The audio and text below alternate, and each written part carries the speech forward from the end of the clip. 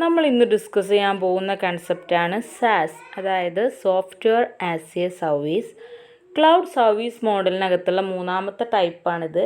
First നമ്മൾ IaaS discuss ചെയ്തു, പിന്നെ പാസ് ഡിസ്കസ് ചെയ്തു. ഇനി നമുക്ക് സാസ് ആണ് ഡിസ്കസ് ചെയ്യാനുള്ളത്.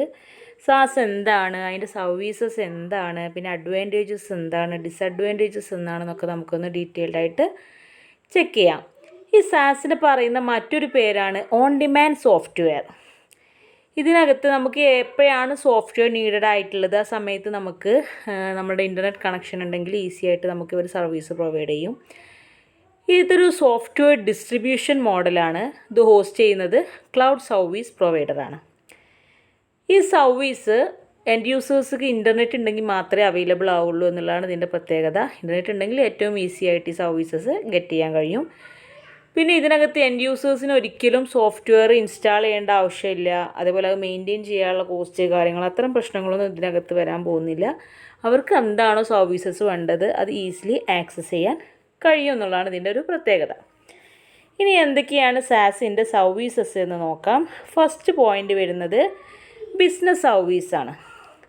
ഈ സാസ് പ്രൊവൈഡർ ഒരുപാട് ടൈപ്പിലുള്ള ബിസിനസ് സർവീസസ് ഒരു ബിസിനസ് സ്റ്റാർട്ടപ്പ് ചെയ്യാൻ വേണ്ടിയിട്ട് ചെയ്തു കൊടുക്കും. എന്തൊക്കെയാണ് ബിസിനസ് സർവീസസ് വരുന്നത്? ERP, അതായത് എൻ്റർപ്രൈസ് റിസോഴ്സ് പ്ലാനിങ്, പിന്നെ CRM, customer relationship management, billing and sales. ഇങ്ങനെ ഒരുപാട് ബിസിനസ് ഏരിയകളിൽ ഇതിനെന്ത് ചെയ്യും, സർവീസ് പ്രൊവൈഡ് ചെയ്യാൻ കഴിയും. പിന്നെ വരുന്നത് ഡോക്യുമെൻറ്റ് മാനേജ്മെൻ്റ് ആണ്. ഈ സാസ് ഡോക്യുമെൻറ്റ് മാനേജ്മെൻറ്റ് എന്ന് പറയുന്നത് ഒരു സോഫ്റ്റ്വെയർ ആപ്ലിക്കേഷനാണ്. അത് സാസ് പ്രൊവൈഡേഴ്സാണ് മാനേജ് ചെയ്യുന്നത്. അത് യൂസ് ചെയ്തുകൊണ്ട് ഇലക്ട്രോണിക് ഡോക്യുമെൻറ്റ്സ് ക്രിയേറ്റ് ചെയ്യാം, മാനേജ് ചെയ്യാം, ട്രാക്ക് ചെയ്യാം. ഇങ്ങനെ ഒരുപാട് ഓപ്ഷൻസ് ഇതിനകത്ത് അവൈലബിൾ ആണ്. എക്സാമ്പിളായിട്ട് വരുന്നത് slack, same page, box, Zoho forms, അങ്ങനെ ഒരുപാട് ഡോക്യുമെൻറ്റ് മാനേജ്മെൻറ്റിനുള്ള എക്സാമ്പിൾസും ഉണ്ട്. പിന്നെ വരുന്നത് സോഷ്യൽ നെറ്റ്വർക്ക്സ് ആണ്. നമുക്കറിയാം സോഷ്യൽ നെറ്റ്വർക്കിംഗ് സൈറ്റ്സ് ജനറൽ പബ്ലിക്കിന് യൂസ് ചെയ്യാൻ വേണ്ടിയിട്ടാണ്. അത്രയും അത് നമ്മൾ യൂസ് ചെയ്യുന്നത് തന്നെ അതിന് വേണ്ടിയിട്ടാണ്. അതുകൊണ്ട് തന്നെ ഇതിനകത്തും സാസ് യൂസ് ചെയ്യുന്നുണ്ട്. ജനറൽ പബ്ലിക് ഇൻഫർമേഷൻസ് ഹാൻഡിൽ ചെയ്യാനും കൺവീനിയൻസൊക്കെ സെറ്റ് ചെയ്യാനും ഒക്കെ വേണ്ടിയിട്ട് സോഷ്യൽ നെറ്റ്വർക്ക്സിനകത്തും സാസ് സർവീസസ് യൂസ് ചെയ്യുന്നുണ്ട്. പിന്നെ വരുന്നത് മെയിൽ സർവീസസ് ആണ്. ഇതിനകത്ത് നമുക്കറിയാം, അപ്പോൾ ഈ മെയിൽ സർവീസിൻ്റെ കേസിൽ നമുക്കറിയാം അൺപ്രഡിക്റ്റബിൾ ആയിട്ടുള്ള നമ്പർ ഓഫ് യൂസേഴ്സ് ഉണ്ടായിരിക്കും. ഒരുപാട് ഇമെയിൽ സർവീസസ് ലോഡ് ചെയ്യേണ്ടി വരും. ഒരുപാട് ഇമെയിൽ പ്രൊവൈഡേഴ്സ് അതുകൊണ്ട് തന്നെ ഈ സാസ് യൂസ് ചെയ്തിട്ടുള്ള സർവീസസ് പ്രൊവൈഡ് ചെയ്യുന്നുണ്ട്. പിന്നെ വരുന്നത് അഡ്വാൻറ്റേജസ് ഓഫ് സാസ് ആണ്. എന്തൊക്കെയാണ് സാസിൻ്റെ അഡ്വാൻറ്റേജസ്? ബിഫോർ ദാറ്റ് നമുക്ക് ഈ സർവീസസ് ഒന്നും കൂടി പറയാം എന്തൊക്കെയാണുള്ളത് എന്നുള്ളത്.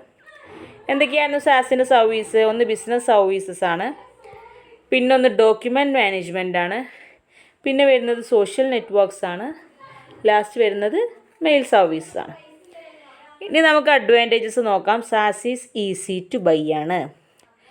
ഇതിനകത്ത് ഈ സാസ് പ്രൈസിങ് ചെയ്യുന്നത് മന്ത്ലി ഫീ ആയിട്ടോ ആനുവൽ ഫീ സബ്സ്ക്രിപ്ഷൻ ആയിട്ടൊക്കെയാണ്. അതുകൊണ്ട് തന്നെ അത്ര ടഫ് അല്ല അത് ബൈ ചെയ്യാനും മാനേജ് ചെയ്യാനൊന്നും. അപ്പോൾ ഓർഗനൈസേഷന് ബിസിനസ് ഫങ്ഷണാലിറ്റീസൊക്കെ ലോ കോസ്റ്റിൽ ആക്സസ് ചെയ്യാൻ കഴിയും. അതേപോലെ തന്നെ ലൈസൻസ്ഡ് ആപ്ലിക്കേഷൻസായിട്ട് കമ്പയർ ചെയ്ത് നോക്കുമ്പോഴും കോസ്റ്റ് വളരെ കുറവാണ്. അതുകൊണ്ടാണിത് ഈസി ടു ബൈ എന്ന് പറയുന്നത്. പിന്നെ 1 to many ആണ് അടുത്ത പോയിൻ്റ്. സാസ് സർവീസ് ഓഫർ ചെയ്യുന്നത് 1 to many മോഡലാണ്. കാരണം സിംഗിൾ ഇൻസ്റ്റൻസ് ഓഫ് ദ ആപ്ലിക്കേഷനാണ് നമ്മൾ മൾട്ടിപ്പിൾ യൂസേഴ്സിന് വേണ്ടിയിട്ട് ഷെയർ ചെയ്യുന്നത്. അതുകൊണ്ടാണ് 1 to many എന്ന് പറയുന്നത്. പിന്നെ ലെസ് ഹാർഡ്വെയർ റിക്വയർഡ് ഫോർ സാസ്. ഇതിനകത്ത് നമുക്ക് കൂടുതൽ ഹാർഡ്വെയർ ഒന്നും റിക്വയർഡ് അല്ല. കാരണം ഇത് റിമോട്ട്ലി ഹോസ്റ്റ് ചെയ്തിട്ടുള്ള ഒരു സോഫ്റ്റ്വെയർ ആണ്. അതുകൊണ്ട് തന്നെ ഓർഗനൈസേഷനകത്ത് കൂടുതൽ അഡീഷണൽ ഹാർഡ്വെയറിന് വേണ്ടിയിട്ട് ഇൻവെസ്റ്റ് ചെയ്യേണ്ട ആവശ്യമൊന്നും ഇല്ല. പിന്നെ ലോ മെയിൻ്റനൻസ് ആണ് റിക്വയർഡ് ആയിട്ടുള്ളത്. അതായത് ഈ സോഫ്റ്റ്വെയർ ആസ് എ സർവീസ്, അതായത് സാസ്, ഇതിനകത്ത് ഇൻസ്റ്റാളേഷൻ ആവശ്യമില്ല, സെറ്റപ്പ്, ഡെയിലി മെയിൻ്റനൻസ്, അങ്ങനത്തെ കേസുകളൊന്നും ഒരു ബുദ്ധിമുട്ടായിട്ട് ഇതിനകത്ത് വരുന്നില്ല. ഇപ്പോൾ ഒരു ഓർഗനൈസേഷൻ്റെ കാര്യം പറയുമ്പോൾ ജസ്റ്റ് സാസ് ടൈപ്പിക്കലി നമ്മൾ ഇൻസ്റ്റാൾ ചെയ്യുമ്പോൾ പോലും ഇനീഷ്യലി സെറ്റപ്പ് ചെയ്യുമ്പോൾ പോലും ലോ കോസ്റ്റിലാണ് വരുന്നത്. പിന്നെ അവരുടെ അപ്ലിക്കേഷൻസ് ചില പാരാമീറ്റേഴ്സിൻ്റെ ബേസിലാണ് അവർ പ്രൈസ് ചെയ്യുന്നത്. അതായത് നമ്പർ ഓഫ് യൂസേഴ്സ്, എത്ര യൂസേഴ്സ് ഈ അപ്ലിക്കേഷൻസ് യൂസ് ചെയ്യുന്നുണ്ട്. അതേപോലെ SaaS ഈസി ടു മോണിറ്റർ ആണ്, അപ്ഡേറ്റ്സ് ഒക്കെ ഓട്ടോമാറ്റിക് ആയിട്ടാണ് അപ്ഡേറ്റ് ചെയ്യുന്നത്. അങ്ങനെ ഒരുപാട് കാര്യങ്ങളുള്ളതുകൊണ്ട് തന്നെ ലോ മെയിൻ്റനൻസ് കോസ്റ്റാണ് വരുന്നത്. പിന്നെ വരുന്നത് no special software or hardware versions required. എല്ലാ യൂസേഴ്സിനും same version of the software use ചെയ്യാവുന്നതാണ് ഇവിടെ. മാത്രമല്ല ഇത് വെബ് ബ്രൗസർ ത്രൂ ആണ് ആക്സസ് ചെയ്യുന്നത്. അതുകൊണ്ട് തന്നെ IT സപ്പോർട്ട് കോസ്റ്റ് ഇവിടെ കുറയുന്നുണ്ട്. അതേപോലെ തന്നെ ഹാർഡ്വെയർ, സോഫ്റ്റ്വെയർ മെയിൻ്റനൻസ്, അങ്ങനത്തെ ഒരുപാട് പോസിബിലിറ്റീസ്, അതായത് നമുക്ക് ഒരുപാട് ഹാർഡ്വെയർ സോഫ്റ്റ്വെയർ ആവശ്യമുള്ളിടത്ത് ഇവിടെ അതൊന്നും അത്ര ആവശ്യമായിട്ട് വരുന്നില്ല എന്നുള്ളതും, ഇവിടെ പ്രത്യേകമായിട്ട് സോഫ്റ്റ്വെയർ ഹാർഡ്വെയർ വേർഷൻസ് ഒന്നും ആവശ്യമില്ല എന്നുള്ളതാണ് ഇതിൻ്റെ മറ്റൊരു അഡ്വാൻറ്റേജ്. പിന്നെ വരുന്നത് മൾട്ടി ഡിവൈസ് സപ്പോർട്ടാണ്. SaaS സർവീസസ് ആക്സസ് ഏത് ഡിവൈസിൽ നിന്നും പോസിബിളാണ്. ഡെസ്ക്ടോപ്പ് പോസിബിളാണ്, ലാപ്ടോപ്പ് പോസിബിളാണ്, ടാബ്ലറ്റ് പോസിബിളാണ്, ഫോൺ പോസിബിളാണ്, തിൻ ക്ലയൻസിന് ഓൾസോ പോസിബിളാണ്. സോ മൾട്ടി ഡിവൈസ് സപ്പോർട്ടാണ് അടുത്ത അഡ്വാൻറ്റേജ്. പിന്നെ വരുന്നത് API ഇൻ്റഗ്രേഷനാണ്. ഈസിലി ഇൻ്റഗ്രേറ്റ് ചെയ്യാൻ കഴിയും ഒരു സോഫ്റ്റ്വെയർ സർവീസിന്. API സ്റ്റാൻഡേർഡ്സ് യൂസ് ചെയ്തുകൊണ്ട് ഈസിലി ഇൻ്റഗ്രേറ്റ് ചെയ്യാൻ കഴിയും. പിന്നെ നോ ക്ലയൻറ്റ് സൈഡ് ഇൻസ്റ്റാളേഷൻ. ഇവിടെ ക്ലയൻറ്റ് സൈഡ് ഇൻസ്റ്റാളേഷൻ ഒന്നുമില്ല. ഡയറക്റ്റ്ലി അവർക്ക് ഇൻ്റർനെറ്റ് കണക്ഷൻ ഉണ്ടെങ്കിൽ ഇത് ഈസിലി ആക്സസ് ചെയ്യാൻ കഴിയും. അതുകൊണ്ട് തന്നെ ഒരു സോഫ്റ്റ്വെയർ ഇൻസ്റ്റാളേഷൻ്റെ ആവശ്യമില്ല. ഇത്രയാണ് ഇതിൻ്റെ അഡ്വാൻറ്റേജസ് വരുന്നത്. എന്തൊക്കെയാണ് അഡ്വാൻറ്റേജസ് വന്നത്? ഒന്ന്, SaaS ഈസി ടു ബൈ ആണ്. പിന്നെ 1 to many മോഡലിലാണ് അത് വർക്ക് ചെയ്യുന്നത്. പിന്നെ ലെസ് ഹാർഡ്വെയർ ആണ് റിക്വയർഡ് ആയിട്ടുള്ളത്.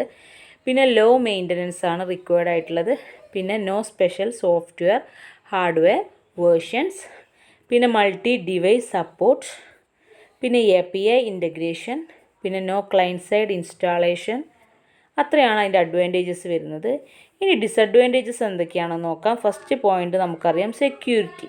മെയിൻ ഡിസഡ്വാൻറ്റേജ് വരുന്നത് പലപ്പോഴും ഈ ഇഷ്യൂ വരുന്നത് സെക്യൂരിറ്റീൻ്റെ കേസിലാണ്. ഇതിനകത്ത് ആക്ച്വലി നമ്മൾ ഡാറ്റ സ്റ്റോർ ചെയ്യുന്നത് ക്ലൗഡിനകത്തായതുകൊണ്ട് തന്നെ ചില യൂസേഴ്സിൻ്റെ കേസിലെങ്കിലും സെക്യൂരിറ്റി ഒരു ഇഷ്യൂ ആയിട്ട് മാറും. പിന്നെ നമ്മൾ ഹൗസ് ഡിപ്ലോയ്മെൻറ്റ് വെച്ച് നോക്കുമ്പോൾ എന്തായാലും എന്താവുന്നില്ല, ഈ ക്ലൗഡ് കമ്പ്യൂട്ടിങ് കൂടുതൽ സെക്യൂർഡ് ആവില്ല. നമ്മളിപ്പോൾ സെപ്പറേറ്റ് ഒരു സോഫ്റ്റ്വെയർ ഡിപ്ലോയ് ചെയ്തിട്ട് ഇതേ കാര്യങ്ങൾ പെർഫോം ചെയ്യുന്നതായിരിക്കും എന്തുകൊണ്ട് കൂടുതൽ സെക്യൂർഡ് ആവുക. ഇത് ബാക്കി ഒരുപാട് അഡ്വാൻറ്റേജസ് ഉള്ളതുകൊണ്ടാണ് നമ്മളിത് സെറ്റ് ചെയ്യുന്നത്. എങ്കിലും ഇവിടെ പല സെക്യൂരിറ്റി ഇഷ്യൂസും ഉണ്ട്. അതാണ് ഫസ്റ്റ് ഇഷ്യൂ. പിന്നെ വരുന്നത് ലാറ്റൻസി ഇഷ്യൂ ആണ്. ഈ ലാറ്റൻസി ഇഷ്യൂ എന്ന് പറഞ്ഞാൽ ചില ഓർഗനൈസേഷൻ്റെ ഡിമാൻഡ് റെസ്പോൺസ് എന്ന് പറയുന്നത് മില്ലി സെക്കൻഡ്സ് ഒക്കെ ആയിരിക്കും. അതായത് ഇത്രയും കുറച്ച് സമയത്തിനുള്ളിൽ അവർക്ക് ഇന്ന കാര്യം നടക്കേണ്ടി വരും.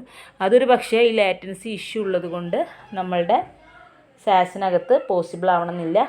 അതുകൊണ്ട് ചില ഓർഗനൈസേഷന് ഇത് യൂസ് ചെയ്യുന്നിടത്ത് ലിമിറ്റേഷൻസ് വരും. അതാണ് അടുത്ത ഇഷ്യൂ.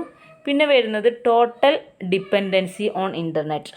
അതായത് without any internet connection SaaS applications യൂസബിളേ അല്ല. അതാണ് പിന്നെ വരുന്നൊരു ഇഷ്യൂ. പിന്നെ switching between SaaS vendors is difficult. അതായത് ഈ SaaS വെൻഡേഴ്സ് ഒരു ടൈപ്പിൽ നിന്ന് ഒരു വെൻഡറിൽ നിന്ന് മറ്റൊരു വെൻഡറിലേക്ക് അവർ ട്രാൻസ്ഫർ ചെയ്യുമ്പോൾ അത് കൂടുതൽ ഡിഫിക്കൽട്ടാണ്. അപ്പോൾ ലാർജ് ഡാറ്റ ഫയൽസ് ഉണ്ടായിരിക്കും. ഇൻ്റർനെറ്റ് ത്രൂ അത് കൺവേർട്ട് ചെയ്തിട്ട് ഇമ്പോർട്ട് ചെയ്യുക, വേറൊരു SaaSലേക്ക് ഇമ്പോർട്ട് ചെയ്യുക, അല്ലെങ്കിൽ വേറൊരു ഓർഗനൈസേഷനിലേക്ക് ഇമ്പോർട്ട് ചെയ്യുക, ട്രാൻസ്ഫർ ചെയ്യുക എന്നുള്ളതൊക്കെ പലപ്പോഴും ഇങ്ങനെ സ്വിച്ചിങ് പ്രോബ്ലംസും കോംപ്ലിക്കേഷൻസൊക്കെ വരാറുണ്ട്. അതുകൊണ്ട് ഇതും ഒരു ഡിസഡ്വാൻറ്റേജ് ആയിട്ട് കണക്കാക്കുന്നുണ്ട്. അപ്പോൾ എന്തൊക്കെയാണ് ഡിസഡ്വാൻറ്റേജ് വരുന്നത്? ഒന്ന് സെക്യൂരിറ്റി പ്രോബ്ലം ആണ്, പിന്നെ ലാറ്റൻസി ഇഷ്യൂ ആണ്, പിന്നെ ടോട്ടൽ ഡിപ്പെൻഡൻസി ഓൺ ഇൻ്റർനെറ്റ് ആണ്, പിന്നെ സ്വിച്ചിങ് ബിറ്റ്വീൻ SaaS വെൻഡേഴ്സ് ആണ്. അപ്പോൾ ഇത്രയാണ് നമ്മളുടെ SaaSനെ കുറിച്ച് പറയാനുള്ളത്. കുറച്ചധികം കണ്ടൻറ് ഉണ്ട്. എങ്കിലും എക്സാമിന് എത്ര മാർക്കിനാണ് ചോദിക്കുന്നത് അതിനനുസരിച്ച് എഴുതാം കേട്ടോ. Okay, thank you.